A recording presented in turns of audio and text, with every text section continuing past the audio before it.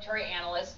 Let me ask you this. So we hear these conflicting reports about whether the Russian military or the Black Sea naval commander has said, look, you need to surrender here in Crimea to Ukrainian forces.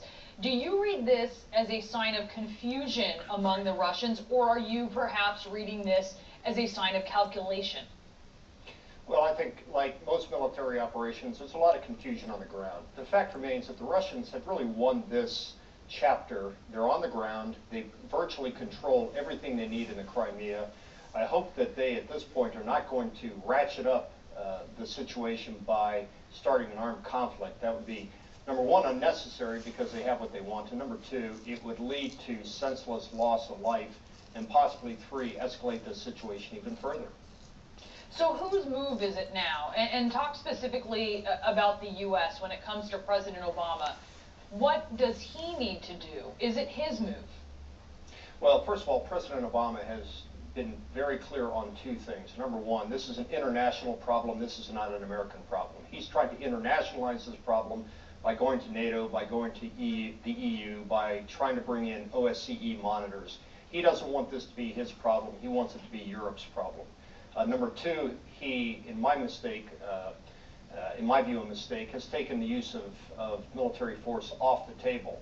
It could very well be that military force would never be used, but why you preemptively concede that point is just a gigantic opening to the Russians, and just says to the Russians, what you've done has been validated because nobody's going to stand up to you or even threaten to stand up to you. One of the things that struck me was when President Obama and President Putin spoke on the phone. They talked for an hour and a half. That is a very long phone call, even if you're dealing with translation. What do you read into that? Well, I didn't hear the phone call, so I don't even want to begin to speculate what was said, but I think the president probably had a set of talking points prepared for him by his national security staff, expressing his outrage and his concern, but also probably making it very clear to President Putin that he was not willing to put American troops on the line. And as I said earlier, that probably was just a ticket in the mind of President Putin to continue this operation without worry or concern that the international community was going to intervene to stop it. Yeah, you consider that to be sort of opening the door and saying, sort of, come on in. You know, one of the things that we've seen as President Obama really tries to make this more about, I guess, accountability coming from Europe and not just from the U.S.